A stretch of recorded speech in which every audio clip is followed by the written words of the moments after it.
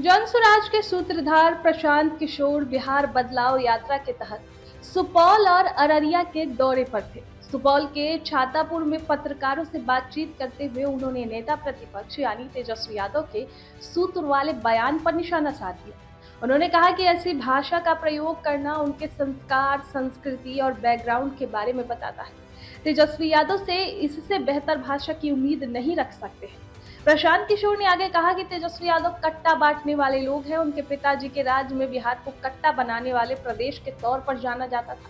वो अगर जीत कर आएंगे तो फिर से बिहार को कट्टा बेचने वाला, अपहरण, डकैती और लूटमार वाला प्रदेश बना देंगे। इसके साथ ही उन्होंने बिहार में बिगड़ती कानून व्यवस्था को लेकर भी मुख्यमंत्री नीतीश कुमार पर निशाना साधा।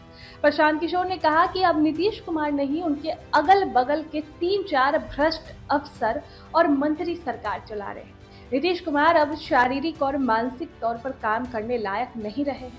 जब तक बिहार में कोई मुखिया नहीं चुना जाएगा तब तक स्थिति बिगड़ती जाएगी।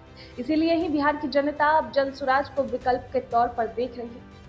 अब दोस्तों, यहाँ पर सवाल ये उठता है कि आखिर पीके के बयानों और जनसभाओं के पीछे की असली रणनीति क्या है।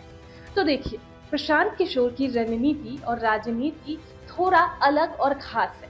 वो एक तो वो पारंपरिक नेता नहीं है। वो खुद को व्यवस्था बदलने वाला कहते हैं, न कि सिर्फ चुनाव लड़ने वाला। वो गांव-गांव घूमकर लोगों से सीधे मिलते हैं। इससे भरोसा बनता है और लोग उन्हें जमीन से जुड़ा नेता मानते हैं।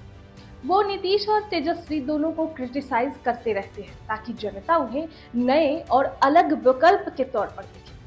ना बीजेपी ना आरजेडी जनसुराज का इमेज बनाना पीके चुनाव से पहले माहौल बनाना चाहते हैं। पीके जानते हैं कि चुनाव जीतने से पहले लोगों के दिलों में जगह बनानी बेहद जरूरी है।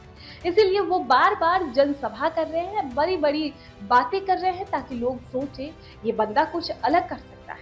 तेजस्वी पर निजी हमले जैसे कट्टा वाले और नीतीश पर मानसिक रूप से कमजोर बताना, इससे वो लोगों को ये समझाना चाहते हैं कि अब इनसे, ये जो लोग हैं, इनसे अब कुछ नहीं होगा, नया विकल्प चाहिए बिहार को।